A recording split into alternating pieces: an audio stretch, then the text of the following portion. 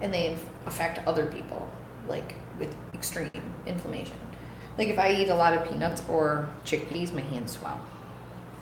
If I don't, my hands, it's weird. There's Like a lot of... You went back to the other. Oh, 'cause oh, wow. Can I turn this off? You're on stereo.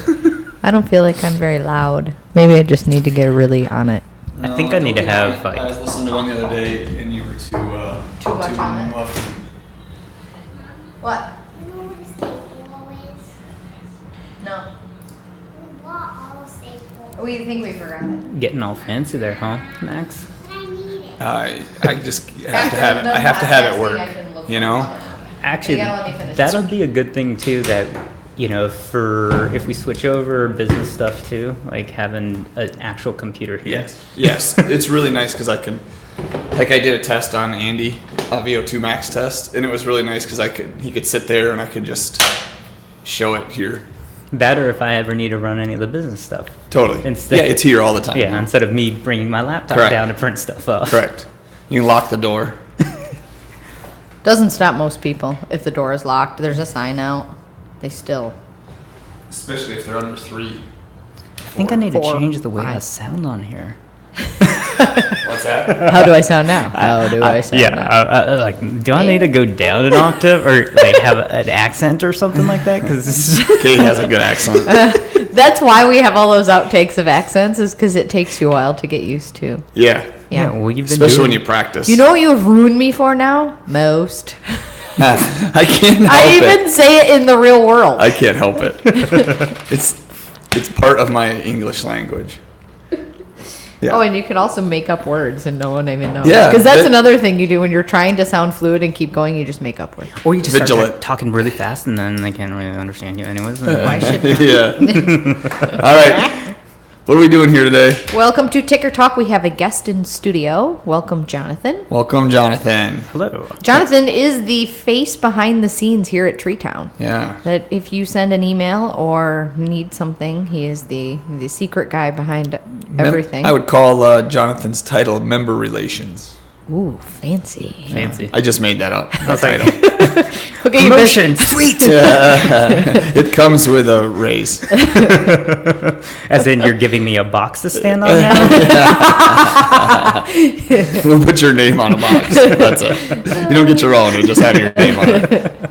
You can stand on it as needed. Oh, all right. So tell us a little bit about what you do at Tree Town. All right. Well, Jonathan Peregrino. Yeah. All right, so evenings coaching and then Saturday mornings. Fill in every so often as well. But the biggest things that I do that most folks don't realize, I run a lot of the numbers and a lot of things behind the scenes. So payments have been run through the system. If there's any issues with accounts, I answer a lot of the emails, the voicemails that come into Tree Town. Anyone that's interested in checking us out, sort of walk them through the process. I handle a lot of the intro classes as well. And then pretty much just if anyone has any issues, I'm pretty much the face or the default person that people go to Yeah. at the gym. I do. You're my wife's favorite coach. You do an amazing job of lightening my load. So you're amazing at it. So thanks for doing that. Oh, no problem. Yeah, and then the other thing too that folks don't see is I tend to be one that does a lot of the organizing behind the scenes. Sure. So Of our events and events, just making sure that things are stocked up, things have a place. I guess for me, when I first started here as a member, there were definitely times where I was sort of wandering around like, oh, where's this thing at? Where's this thing at? And one week the ab mats are over here. The other day it's like Yeah. under here. And so this place is a work in progress. so that was one of the things that when I first was here on what just got me started with it was I just found little things to do here. I guess I should go back a little bit with how I got started here. I don't know if you want me to start with that. How did you get started? Because I remember you and Jeremy, Yep. right, stopped in when we were across the street or across the railroad tracks, and you stopped in and said, "Oh, we're just saying hi," and then I didn't see you for I don't know, like a couple months. Yep. Ooh, let's get the dirt on the opinion on that. All right. So Well, okay, so what it was is that Jeremy and I came down. So Jeremy's my partner. He's he works out here. He was the driving force of starting CrossFit, yes. Yeah, so when we first moved here, so Jeremy was starting medical school here. We came in, we were sort of walking the neighborhoods just to see about where to find a place to live, or where we would like to live down the road. We love this neighborhood. We actually were staying at a B&B or Airbnb up the street here while we were looking for a place to live. So we walked by, we saw the signs. Jeremy was looking for some way or somewhere to work out at. And he saw CrossFit. He's also from San Diego, so I guess, and we moved here from LA, and so he was very familiar, seeing CrossFit all over there. And so he was like, you know what, I want to try that when we get here. So we walked by and we saw the sign, sort of walked in one day. Was I sleeping on a pile of weights, or was I awake? You were awake. I think you had just finished a workout or something. Because we hadn't been open very long, and I was coaching a lot of hours. Yeah, it was one of those things, and it was funny too, because Jeremy was right about, he went right up to Max, started talking to Max. I was sort of just sitting on the back, just sort of glaring, being like, what kind of spiel is he going to give to Jeremy to get him in here? The hard sell. Yeah, but it was one of those ones. So Jeremy, we were looking for a place, and then Jeremy was going to be gone for about another month and a half or a month or so, and then he came back. I was staying put right around that time, but I had signed up for my first Ironman prior to that. So it was one of those ones that I was like, you know what, I'm going to be training so much as it is, and you know what, Jeremy needs his own thing, so he went and started CrossFit. After my first Ironman, I was looking for something to do that, I was training for so long and so many days that I was like, okay, I need something to do. I can't just sit on the couch, or I can't just go to the gym by myself because I don't know what to do. And I was like, fine, you know what? You're studying all the time. This will at least give us something to do together. Sure. And so I started coming in, and that would have been December 2014. So it was the week we actually moved to this facility on Wilt. I thought maybe you started right when we moved. It was the week we moved here is when I started. Did you drag any mats? I'm trying to think. I don't think I did. I think everything was already done and set up. Yeah. You just missed the fun. I just missed the fun. And then, and so was doing that for a bit, and then was just finding little things. Once again, like I said, it's Jeremy, being a med student, was starting to study a lot more, and I'm like, okay, I have a lot of time on my hands. So started doing little things around the gym just for the hell of it, organizing, because my place was already mostly organized, at least. Sure. And it got me out of the house, and then one thing led to another, and I was like, looking at the coaches, I was like, I could do that. And I think for me, the other side of it too was that I was looking for other options, that if we were to move for residency, what can I do? Because I was looking at doing a career change. So my background, I've been doing business and sales and data analysis for about the past 15 years.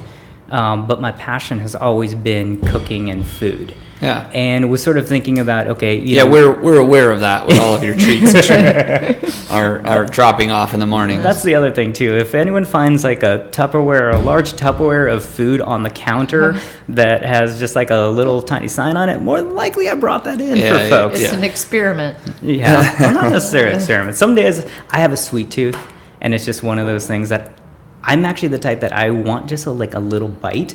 Yeah. And So you have a literal sweet tooth, not a mouthful of sweet Oh, tooth. yeah. Yeah, not sweet. But if it stays there, then I will start to graze on it more. So instead, I just bring it here. Got it. Right. You people graze. Yes. But yeah, so I was just starting to pick up, and then I saw, the coaches and what they do and how they impact members and things like that. And I was like, I want to do that.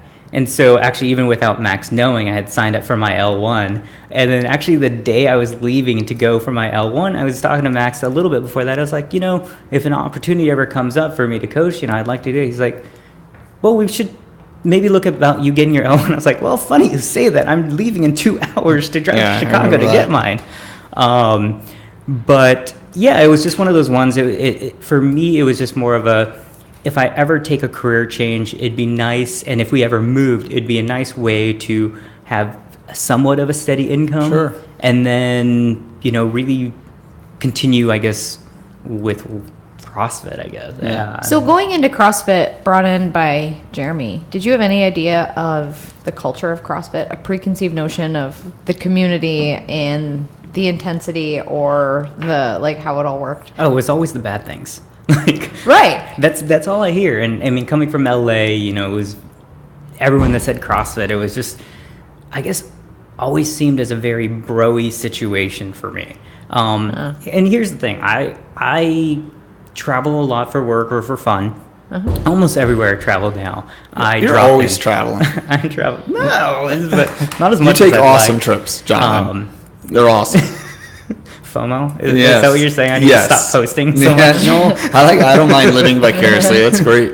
But no, I've definitely, every time I go to a new place, the goal is to try to drop in. Take it, Jeremy's at this point that he's telling me, like, I need to stop because I always get a t-shirt. Sure. And I'm like, I have to do it for the t-shirt. He's like, your drawer's full. And I'm like, Fair you have to enough. start getting rid of shirts. You And know, I'm like, you can just turn all of those into a blanket. yeah, or I could just get large ones and just give it to you. I don't know. Yeah, that's just what I need.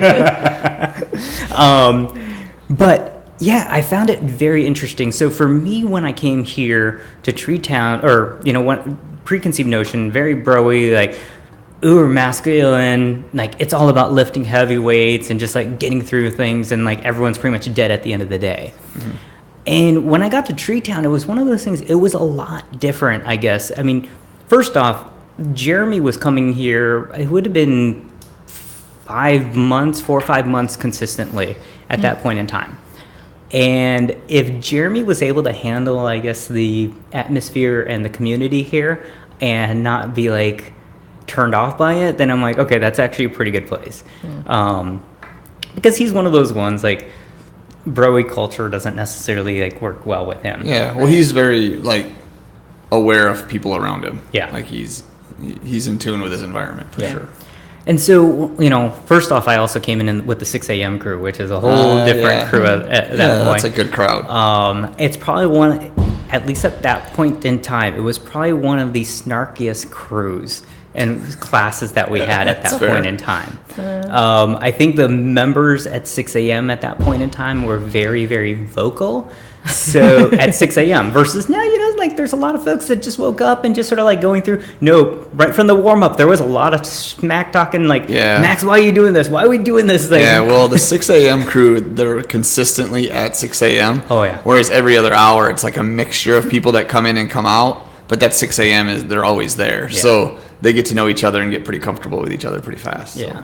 So for me, it was, you know, coming here, working out. It was a great way to start my day. The community was very open and very embracing. You know, part of the concern was with Jeremy and myself coming in here, you know, especially as a couple, you know, what was it going to be received as and things like that. Because, you know, while Ann Arbor's still very diverse and very open, we're still in the Midwest. There's, Sure. you know, Yeah. there's still some, and it's CrossFit too. So There's stereotypes loaded Yeah. so many yeah. in so many levels. And it was one of those ones, it was actually pretty awesome. Like, even early on, like, when folks were like, oh, you're Jeremy's other half, or you're Jeremy's partner, like, that's great. Or, you know, if I was there and Jeremy wasn't there, everyone's like always asking how the other one is. It got to a point, though, that for a while there, I was being called Jeremy. I mean, Max is one of those ones that has done that regularly. Yeah. I think Well, it's gotten if better. I now. associate you, I know your name. Yeah. It's like I'll call my dog or my kids after my dog too, right? It hasn't happened as much lately, but for a good If year. he's in the class with you, I'll still do it. Oh no, there were times that he's not even there, and it was a good year that I was like, yeah, I'm not Jeremy, but okay. But I know that. and we don't look alike. So. No? But I mean, it's one of those things. I think for me, the community here was just so open, so receiving, and it's a lot of fun too. It pushes you, and it pushes me in a different way. I think, you know, when I was training for some of the Ironman, I would do 2 days of weightlifting on my own. But it's very basic, like little things that I've done in the past to just get going. But here, these are different challenges. Did you feel like your weightlifting that you had done in the past, did you feel like it was actually getting you stronger? Yes and no, I guess in different regards. I think yeah, I was bench pressing, and it was Sure. like, oh yeah, I can bench press, or I can do push-ups, or I can, curl, or bicep Right. curls or whatever. Like those things that. Did you feel like it was translating though to your training for Ironman or for everyday life? It's okay if it did. I'm wondering from your perspective.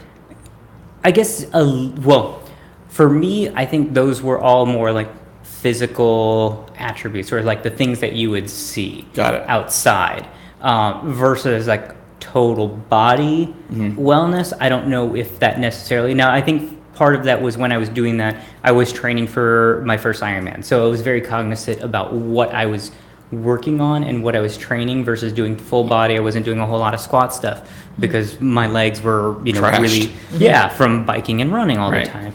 And so it was one of those things. It was just like little things here and there, but mostly stayed light to just keep mobility going. Okay. Let's talk about Ironmans. You keep talking about first. Yeah. So tell us about your Ironman. Is it a trifecta yet? Not yet. So I'll go back to, I started cycling. So, okay, first off for me, I grew up with really bad asthma growing up. I mean, ever since I was a little kid, I remember probably from like 3 or 5 is really where it started picking up. Almost every year through high school, I would end up in the emergency room at least once a year. Wow. Because the inhaler or whatever I was using wasn't enough to, I guess, keep the asthma down. Sure. So even going through like nebulizers and things like that, it just didn't work. And most of it was athletically induced. So growing up, I was actually not allowed outside a whole lot. Right. Every time you'd go for like run, play in the yard, or Yeah. playing tag was a disaster most of the time. Exactly. Like Yeah. I had my inhaler with me and I'd be puffing and then running and puffing and running. Right. And it was really bad. So there was a lot of times that my parents were just like, no, you can't go outside, you can't play. Yeah, they don't want to deal with the So consequences. the funny thing is actually that's how cooking got Sure. started for me, is just because I was always in the house, and so instead of watching TV or wanting something to do, it was just the kitchen would be where I would just hang out with my mom and just learn a lot of those things. But we can go back to that topic a little bit later. But towards the end of high school, I got on a medication that was really amazing for my asthma, and that really calmed it down. Okay. So in college, I started to sort of play around with sports a little bit more. I went to Indiana University in Bloomington. They have a bike race called the Little 500, Yeah. which is sort of a bike version of the Indianapolis 500. Think of 33 single-speed bikes with a back brake on a cinder track that's a quarter mile. So you're doing 200 laps with 33 teams. Each team has up to 4 people on there. That's awesome. What's the name of that movie? Breaking Away. Breaking Away. Yeah, great movie. But I did that race. The funny thing is with that race, I trained almost a year for this race, get a quarter mile on the track, didn't Uh-oh. realize the bike was messed up before I got on it. I flew over the handlebars, broke my collarbone. Yeah, that was the start of my athletic. Nailed it. But so after college, when I moved up to Minneapolis, that's the other thing for me too. I've moved quite a bit of places. No kidding. Started up in Minneapolis with Procter & Gamble, where I was working for a good 9 years. When I moved up there, I was working from home, looking for something to do outside of work, and had that cycling background. Someone I had met there, a friend, was doing his first triathlon. So I'd do his bike rides with him and then watched him do this race. And I'm like, you know what? I can do that. Yeah. So the following year, I signed up for that race, did that race, my first Olympic distance, because I looked at the distances. Sure. I'm like, okay, there's the sprint distance, there's Olympic distance, and then you have these. Yeah. I'm like, the sprint, that's nothing. I can Right. do that. So I went and signed up for my Olympic ticket. That was one of the worst ideas I've ever had, because Because that's a 1,000-meter swim. 1,500 meter swim, Oh my. a 25 mile bike ride, and then a 6.2 mile run or 10K. 10K. The issue with that, the distances were fine, but that was one of the hottest weekends that Minneapolis had that early. I think it was like a June race, and no, like Minneapolis gets bad, but it's not normally till July or August. Yeah, that June. I think when we started, it was like 89 degrees. By the time I was on the run, I think it was 95 plus 90% humidity. It was a horrible, horrible race. How'd you get through it? I don't know. Thinking about the pizzas at the end or something like that. No, I think for me, it's if I set myself with a goal. I mean, that's really what it was. And early on in my career, I had a manager that was, or a mentor that was very much like, okay, you need to set goals, and you need to set like the 3 years, the 5 years. So like the 3 years would be the super short term, 5 years would be more moderate, and then like your 10-year, 20-year goals. Wow. So at that point in time, I was like, okay, you know what? I just did this one, and got through it. That was fine. So I set myself, and I was 22 at the time. And I was like, okay, by the time I turn 25, I want to do a half Ironman. By the time I turn 30, I want to do a full Ironman. So the year I turned 25, I did a half Ironman I was living in San Francisco at the time. So I moved from Minneapolis to San Francisco. And at that point in time, I signed up for the Santa Cruz half. Did it. That one took me like 7.5 hours to do or something like that. It was a rough day. I had never done an open water swim. I had never swam with a wetsuit before. Oh my. And if anyone's ever been to Santa Cruz, they have that pier in Santa Cruz off Yeah, the beach. yeah. You go swimming around the pier. With the sharks. Exactly. That I was scared so much. for that. Like sharks and seals, because those ones Seals are not nice either. That's what I heard. So that was one of Yeah. those things. I'm like thinking to myself, someone probably just for the hell of it, just started throwing some like chum in the water the night Sure. before, so the sharks are there. But I'm like swimming, and since I'd never done open water, I swallowed so much seawater. Oh. And then when I hit the bike, like maybe a third of the way through the bike, I'm like pulled over, hacking up everything that I No because kidding. of all the seawater. Sure. And then that race, I popped a tire. I had to replace a tire, and then I my. overfilled it before I got it back onto the bike. And then I was like, the rest of the ride, I was like concerned that I was going to pop another tire and then not have a spare. Imagine your heart rate during Yeah. this entire, just the adrenaline rush of the heart rate on that. Yeah. And then I hit the run, but because I couldn't hold down any food, I got to about 8 miles on the run, and I'm just like completely bonked. You got 5 to go, right? I had 5 to go. I mean, I trudged through that. I mean, I think like I said, I think it took me about 7.5 hours to do. So not the greatest conditions or whatever, but I was like, you know what, I got through it. Whatever. Yeah. Yeah. That commitment to make it through all of those things. Oh yeah. Oh, Oh no. First of all, too much seawater. I'm out. If that didn't kill me, like you give me a flat tire in a bike race, and I've had a lot of bike races, I'm pretty much like, oh boy, you know, it's been tough to. So that was the goal. So I was like, okay, great. The year I turned 25, did this race, done. So the next one was the Ironman by the year I turned 30. So fast forward a couple years. So I moved I moved from San Francisco to Cincinnati, did a couple triathlons there. Those were great. Moved out to LA, and it was like, hey, it's like 2 years or a year before this year I'm supposed to do an Ironman. I'm like, that probably means I should do a marathon, because I'd never run more than half a marathon before. And I think that was also during the race. I'd never run a half marathon before that half Ironman. So I went and signed up for the Malibu half or Malibu full marathon. I remember that year I was playing softball too, sprained my ankle early in the season, so I wasn't really training on the run. Finally started training, got to a point where I'm like, okay, it's 2 weeks away. My furthest distance I've run thus far is about 13 miles. Like, can I do a 26-mile run? I'm like, you know what? I did a 7.5 hour race. Sure, I can run 26 miles. Sure, why not?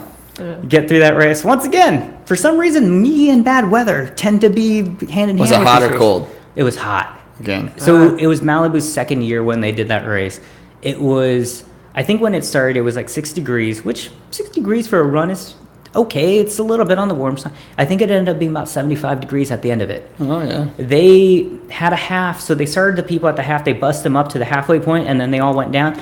How hot that was that day, the folks that are on the slower side of the full marathon, there was no water Oh no. like the last 5 miles of the race because everyone else was doing it. Oh yeah. So that race then took me about 5.5 hours to do, but I finished the damn race. Sure. So, Can't imagine running for 5 hours in a row. oh, don't worry, that wasn't running. I got to about mile 16. I think it was 16 or 18 miles. Like things felt fine. Sure. But after that, when it really started to warm up, there was no shade, there was no water, no hydration. Like Survival. kicked that's in. that's when like I think the first half of it took me about 2.5 hours.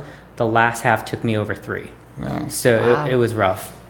So fast forward. You realize this is why he's such a bulldog, right? I'm getting Why he that doesn't, impression. I why he had doesn't no give up idea. on things that he feels strongly about. Yeah. Can't wait to hear what he's planning next. I know, right? So then that following year or so. And none of this deterred you from signing up for an Ironman. This is what gets me, like nearly drowning in seawater in my gut, and it's like, well, next. Yeah, But hey, it was a goal that I had, and Yeah. I'm like, I had to do that's it. awesome. So So you sign up for a full. well, not quite yet. So the year I was supposed to do it, the year I turned 30, that was also the year that I decided to leave P&G, where I'd been working for 9 years. Oh. And I'm like, thinking to myself, you know what? I probably can't do this race when I'm not working, and if I'm going to be traveling the world. So after 9 years of work, a little bit more background. I graduated with my undergraduate degree in marketing after 3 years. Went straight into working a week after I graduated college. So I had no breaks at all because both summers I was either interning or doing school. So went straight to working. When I left P&G, took a severance package. I actually put everything in a storage. Was like, you know what? I need a break for me. Period. And so traveled the world. Took about 6 months off. You say the world. Where was your favorite place? Yeah. Budapest, Okay. Wow. Hungary, by far. Why is that? What was there that was awesome?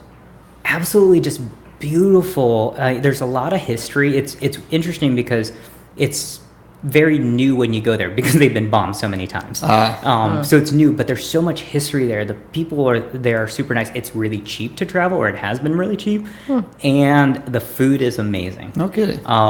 So yeah, actually recently, like a year and a half ago, we went back, and that's where I took Jeremy and another friend, because I'm like, if we're gonna go anywhere in Europe, that's where I want to go back to. But I did sort of like the quote unquote American version of traveling. So I ended up spending 10 and a half weeks overseas. Wow. It was a 6.5 week stint first. I traveled most of Europe, came back for 2 weeks, went to Asia for 2 weeks, came back for 2 weeks, went back to Europe for another 2 weeks. So I ended up spending 10 and a half weeks overseas. I think I did about 22 countries. No kidding. And so it was Wow. it was really one of those ones that it was like 2 days here, travel, 2 days here. And for me, it was more of, this is the first time I'm traveling overseas. I want to just get a dipping of places. Yeah. And then it was really designed for me that, okay, now if I ever want to go back to a place like Budapest, Right. we spent like 3 or 4 days there this past time. Because it was one of those ones I got these dippings and I'm like, that's where I want to go. So anyways. Did you organize all this yourself? Oh, that trip when I Yeah. did the 10 and a half weeks. Yeah, I was traveling by myself that whole No time. kidding. It was scary as all hell, I will tell you that. Yeah. The first week or so was like, oh yeah, I'm on vacation, this is great. Then And the then next reality? Then reality is like, oh crap, I left my job after 9 years. I have nothing to go back to. My stuff is in storage. What am I gonna do? Yeah. And then it's just like I have to plan all of this stuff on my own. So it was very stressful because it was just like, I was at one place, I'm like looking around like, oh yeah, doing all these things. And I'm like, oh crap, where am I going to go to next? Where am I going to stay? What the heck? Right. Is that the most out of control you've ever, in terms of planning? Oh yeah, by far. And I will say that was, You see, he just got stressed out. Heart rate just went up. yeah, but the thing is for me, it was super awesome because it's gotten me to that point where, I mean, as much as you see, like I'm very adamant about certain things, and if I want something, I find a way to make you think that it's your idea, but I get it anyway. Right. But it's one of those ones like it finally got me to the point to just let go a little bit more. Yeah. That while I might have all these plans in place and these goals, that if things don't happen exactly the way that it is, or if it's delayed a year or two or whatever, like whatever. Gotta roll with it a little bit. Yeah, and I used to be that prior to all of this. I used to be at that point, like if things weren't working out the right way, it's like, why? What the heck? Yeah. And like Yeah. go gung hard and like fix Make it it. to make it happen. Yeah. Drive yourself crazy. Yeah, and so now, I've definitely gone a lot more casual with it.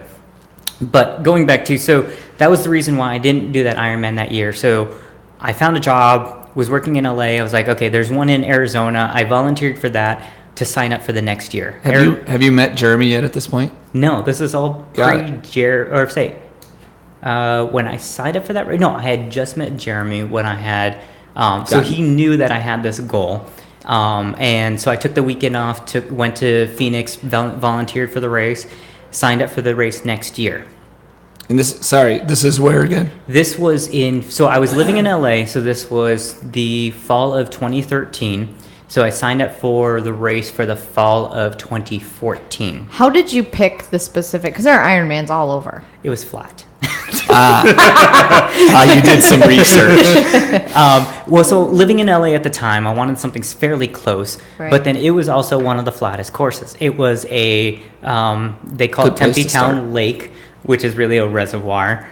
So flat body water. The bike course itself was flat. I say that with quotes right now, or air quotes. And then, which I can get to later on that. And then, so it's late November or mid-November, so late time of the year, but in Phoenix, that's like perfect time to be outside. And now you're used to running in the heat, so That's horrible. So signed up for that race, was like, great, done, I'm doing it. And so it was going to be a year late. Life changes Yeah, no happened. big deal. It's okay. Jeremy, decided to, or went to school, or is going to school here. I wasn't working in LA at the time. The job that I had just was not a good fit. And it was like, you know what, I want to get out of LA, and hey, how about like I move with you? And we were cool with that, and things have just worked out. But so moved out here to Ann Arbor. had you ever been here before? To Ann Arbor, no. I mean, I'm an Indiana guy, So Midwest. You knew Midwest. So you knew where you were I getting knew the into. Midwest, but like Big Ten country, that was one of those ones like, why would I ever go to Michigan? Right. No. So moved out here, was training for that race, and had to fly back to Phoenix for that race. But it was crazy because my training plan. So I was on what they call a light training plan. So I think it was a 20-week training plan. It was roughly a 3-week build, 1 week recovery week, 3-week build, 1 Sure. week recovery, up until about like the last 3 weeks. Then it's more taper, and then the last 2 weeks were rest. So get to the point that I'm training 6 days a week, and 5 of those days are double workouts. Right. So Tuesday and Thursdays were swim and bike days. Wednesdays and Fridays were run days, and then light lifting in the mornings. Saturday was a long bike day. Sundays were long swim and long run days. So yeah, I was going 6 days a week. The peak week, I think around week 16 or 17, I think, was about 20 hours or Oh 22 hours of training. Do you like the training better or the racing better? Good- Like the build up or the competition? Do you do it for the competition, or you do it because you love moving in the training? I was doing it for the competition. Like I was really doing it to get through that race. Right. Right. But- What am I capable of here? But for me, it was great because with Jeremy studying all the time, it gave me something to do. It got me out of the house. I mean, I was working full time, so it was interesting too because working full time and doing that, it's pretty much like its own job. Balance. yeah. Sure. But it made me really good at managing my time and what I was doing. So got through that race. So I'm in Arizona. The swim went well. I had never swam that fast before. I was quite surprised that I finished, I think, in an hour and 15 or hour 10 minutes. swim? For the swim. Got on the bike. The bike was horrible. I started off, I guess, in college as a cyclist, but went and did the bike ride. And I said air quotes earlier on flat. The thing is that it's a 3-loop course. The back end of that, it's about a 10-mile, maybe 500-foot climb, but over 10 miles. So it's like a false flat. False. Oh my. So it's pretty much you're climbing that You whole feel like back end. you almost look like you're going down, but yet the pedals are just pushing super hard. Oh yeah. So it was horrible, and you had to do that 3 times. Yeah. And the wind picked up throughout the day, and so Yeah. there was at one point in time that It's swirling in your face. I had maybe. I think it was sustained was around 20 mile an hour. Oh, that's a decent headwinds wind. with gusts. I'd rather have And it mountainous Oh, yeah. than a headwind. And the thing is, then you also had gusts of like 35. So you actually saw people, like some people flew over, or blew over.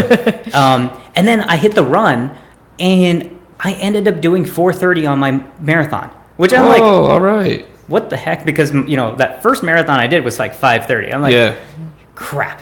The reason I think crap because after that year, so I finished that race. I finished that in about 13:44. Which for me was great because I Yeah. mean I just wanted to finish. I think when I was calculating my time, so like if I'm under first off finish, If I'm under 15 or 14 hours, that's a great Sure. day. So after that, I did that race. Everyone was like, "Oh, are you going to do another one?" I'm like, I don't know. Yeah, at that point, you being a planner ahead, what was your next? Did you have something? No. Or that was it? You were only going to make it to That was 30. it. Well, the reason I said crap on the 4:30 on the marathon was because I'm like, crap, if I jumped that much time, I wonder Sure. what I can do with just training for a marathon. Sure. Right.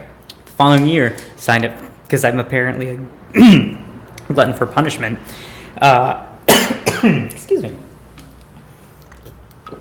But I signed up for a marathon, and only a marathon that year. Trained for it. So I had gotten into CrossFit at that time. Was training for this race. For some reason, my legs didn't feel like the greatest, probably because they were turning into squat legs more than running legs Right. at the time. But did the race, finished in I did the Toronto Marathon. Jeremy did the half marathon, was his first half marathon distance.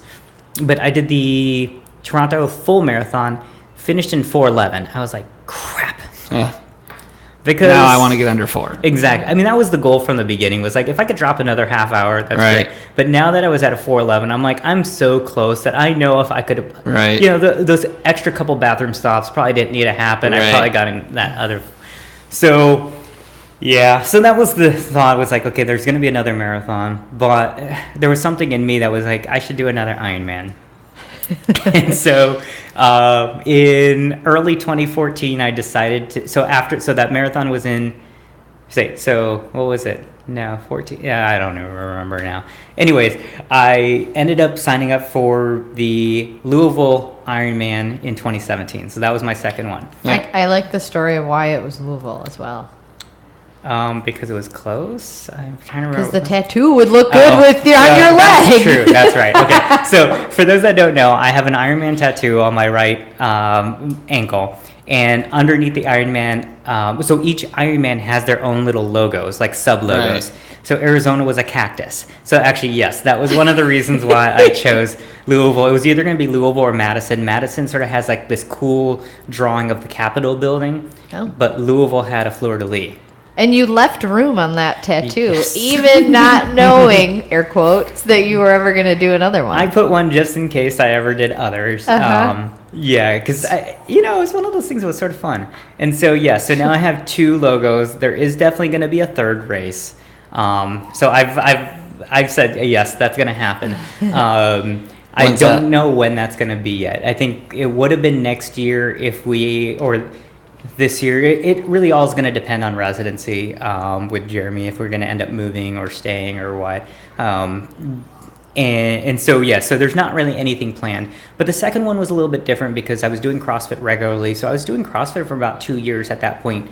But I got to the point with training for this race that I knew I had to taper off. Right. For me, Because you stopped CrossFitting just about. yeah, so for I that stopped last- in June for a mid-October race. Yep. So when I was first starting to build up and ramp back up, I was still doing CrossFit just fine.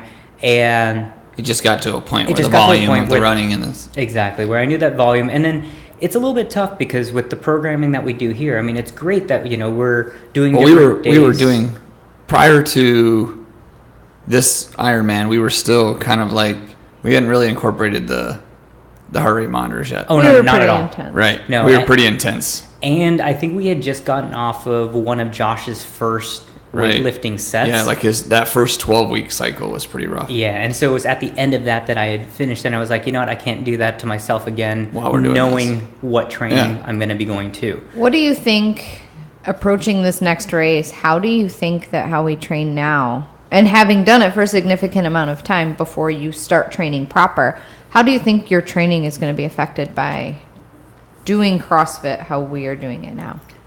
I think the way that we're doing CrossFit now with a lot of the heart rate training, a lot of aerobic training, would benefit someone doing a lot of these endurance events. Right. I think so. When I did the second race, we weren't doing any of that. So there was still a lot of, there were definitely some workouts that were Yeah. really hard, really heavy, and things that were really lighter. What I will say is on that second Ironman that I did, my biking was freaking amazing. Yeah.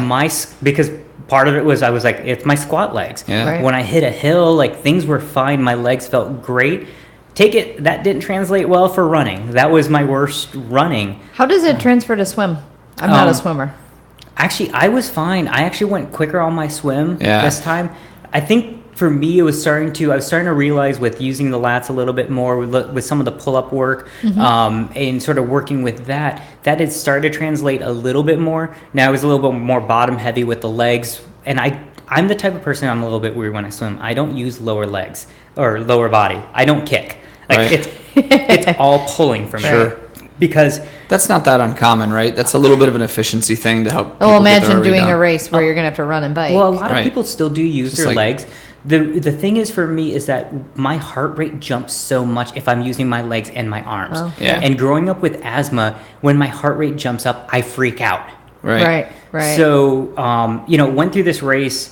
The swim was great. The bike was amazing. My legs, even for the running, that whole time, I just knew my legs were a little bit off. So I think for me, if I look back at it, I mean, I know what my training is going to be the next time I do. Sure. I'm going to have to lay off the squats even sooner than I did. So sort Maybe. of try to condition those legs. Now, take it the training that we're doing now. I think for me, like doing more goat training with squats would be a lot different than Sure. the general CrossFit on the heavy side of it. There's also something to consider in that last Ironman that if you did feel amazing on the bike, it's very easy to get into a roll, right? And maybe fatigue your legs a little more than Yeah. what you realize. Well, it wasn't when you just that start- though, because I knew You knew going in I knew from your going running. from my running my training, my pace was never Not anywhere where it was. near. So That'll be interesting to see how your training goes with the way we're programming now. That'll be a fun. yeah, and I think for me, it's a matter of sort of. I guess for me, I'm always the type that I want to try things 2 or 3 times. The first one's always a test. Sure. Whatever Sure. you do, it's just a test. Sure. Then the second, you can make those tweaks and see what worked and what didn't work. So I think for me now, knowing sort of with CrossFit, because I think CrossFit for me would be very beneficial. I probably, for doing an Ironman on how intense that is, I would probably have to sort of stop doing the workouts like I did. But prior to that, I think the training that we're doing now would lend me very well to that transition versus the way we were training Right. before. I think for me, if I were to just do an Olympic distance or some of the shorter races, I could still stick with training here as usual. Yeah, I probably wouldn't come in for the heavy squat days just to save the legs a little bit. But I mean, we don't have a whole lot of those to begin with. So I think I'd be fine on that. Do you have anything planned right now? Just a spontaneous something? No, I've been very tempted to sign up for another like half marathon or marathon. But considering I haven't been outside running yet, Yeah. I would love to see what It's- would happen. Training like we do and having that aerobic base that you're developing, and then training or starting a training plan or not. Right. So I what think that for would- me with this, this type of training that we're doing right now, for me, lends very well. Yeah. A lot of these workouts that we've done or like the traditional CrossFit workouts where it's like go hard, go fast, as quick as possible, where your heart rate and you're just redlining the whole time. Those are the workouts I never could do. Those were the workouts that I've almost there's twice that I've almost passed out here at the gym Right. from those workouts. But I think part of it goes back to this last race that I did, the Ironman. It took me 13:49 to finish this race. My average heart rate over a 13-hour period was 155. And what's your math? What's your math? Your functional Well, okay, heart so rate that we use here. it would be a 144. Yeah. So about Wow. 10 beats over. That was my average for that. 13 hours. 13 hours. That's awesome. That's amazing. And that's, using that general number. I'm guessing if we did the test, we might see that I might be able, because I can hold yeah. a 155 and Yeah, I feel we'll- like nothing. We'll put you on the metabolic tester very soon. In fact, let's schedule that, and we'll see. We'll see what the ceiling is of your aerobic ability. Yeah, because I think for me, when I've gone on my runs or things like that, because I always train with a heart rate monitor on, I mean, my max heart rate that I've done on even my runs, I think was like a 202 or 204. on your for your max heart rate that you've My seen. max heart rate that I've seen. Yeah. So, yeah. That'll be fun to see what your ceiling's like. But yeah, so some of these workouts where it's a lot more pacing, I mean, I think after going a 13-hour race. Do you pacing find was yourself sore all the time still, or do you Oh, no. very rarely sore now, right? Well, sore for different reasons. I think for me, like the past. More general fatigue, like just kind of like heaviness and not achy. Yeah, and I think for me, part of it is because after that, I came back from that Ironman. I used that as a great reset time. So I'd gone sort of heavy on some of the weights before that. Was trying to max out some of these lifts, but I knew form wasn't quite there. And so when I came back, I was like, you know what, I'm Yeah, gonna you reset. slowly started building in with your Oh, weight. yeah. Like for me, I Yeah, went you- really light Yeah. on almost all my weights, and for me, the You were goal- just moving, basically. You Yeah. were just having just enough resistance to feel it. But Exactly. Yeah, that was good. And then I got to a point where I was like, okay, if I can hit women's RX, I'm happy on Right. that. You're or starting to see progress, and And now I'm getting in between. Like I'm yeah, like the you've been getting stronger lately for Definitely. sure. Yeah, and I think for me, you know, I took the gymnastics cert back in December, so it's one of those things that I've also started to really figure out, like what's hollow position, what's the arc Sure. position. Right. It's a huge thing. How to position myself on the rig. My gymnastics movements since I came back have gotten so much better, Mm-hmm. and they're so much more efficient. I mean, we did that other work Smoother. the other day where it was like 12 rounds of toes to bars, Yeah. jump rope, and rowing. Those toes to bars for me were like nothing. I was Yeah, you like, ended up doing Yeah. almost 100 toes to bars, something crazy. right? Or 90. Yeah. So I did that workout, but I went and got a massage on Sunday, and my trainer's like, yeah, or you need to sort of roll out your lats a little bit more. I'm like, yeah, Yeah. good. I probably figured out how to start using those on Yeah, these yeah. workouts now. Cool. So, So that just really speaks to having patience. And if you're a planner, you know, having that 22, 25, 30 year plan, and then take that in a smaller thing, like coming back, what was it, a year ago you did your Ironman? I mean, like 8 months. Yeah. So almost a year ago, but it's taken you 8 months to really build up to having the patience of Yeah, the going really mindset. light, having the mindset of like, I'm going to put my mind to it, have those perfect reps, that good form, and then sticking with it. And now exactly that. Look at you on the chalkboard every day, you know, marking that RX, marking fast, feeling amazing doing 100 toes to bar. I mean, patience is obviously a virtue, but the payoff in the end. Oh, yeah. Yeah, you feel good, right? It's been amazing, the difference that I've seen, because it was also one of those things, like, you know, there's a little bit of competitiveness still there, Sure. Sure. even with Jeremy, and it's one of those ones, like, there's more times on the board now, like, look at, I'm like going higher, quicker. I mean, I know that's not what we do here typically, but there still is a little bit of that behind It's the human scenes. nature and the way we Yeah. are. And, So it's sort of nice to see yourself on the board. and but- Jeremy tries to play it cool. yeah, but But he's sneaky. I give him a break though, because he's not here as No, much, because he's he's not. studying He's and not. residency and all that sort of And stuff. I do remember Jeremy's only goal was to look pretty while he was doing it. He's always looking pretty. Yeah, but he's definitely prettier. You know what I mean? The way he moves now. Oh, And yeah. I mean, he was one of my, I don't know, I guess I would say inspirations of just like to start changing a little bit the way I program is like, you know, because he continued to get stronger without Yep. destroying himself. Yeah. I will say Jeremy, out of the members of the gym, has probably one of the most technically flawless Yeah. bar muscle ups Sure. in the gym. And he just quietly does them. Yep. Yeah. And and the thing is, like, he warms them up really well, Sure. and he sort of scales them up, and then when he gets to the point, but I mean, he does his pull, and he's almost at full extension when he hits Yeah. the top. There's no chicken winging; it's Yeah. even on both sides, and it's just like, wow. Yeah. So, and Yeah. All right. sorry, We've been about an hour. Yeah. Ace is calling. nice.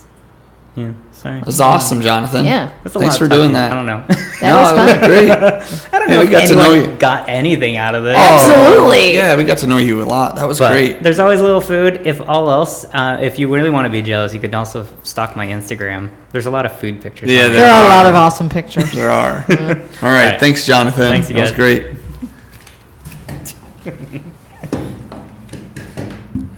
I don't know if that's what you wanted, but That's actually more than I wanted. That was great. okay. Yeah. Yeah, it was great. It Yeah. wasn't shallow, Not at all. right? So it could have been really shallow. Tell us, oh yes, I do races. Oh yes, I cook. That was awesome. Like we got to really know. Like I had no idea you toured Europe. That's cool. Yeah. Yeah, and it's like, yeah. So hopefully that's. How do I stop Facebook Live? But we're still on.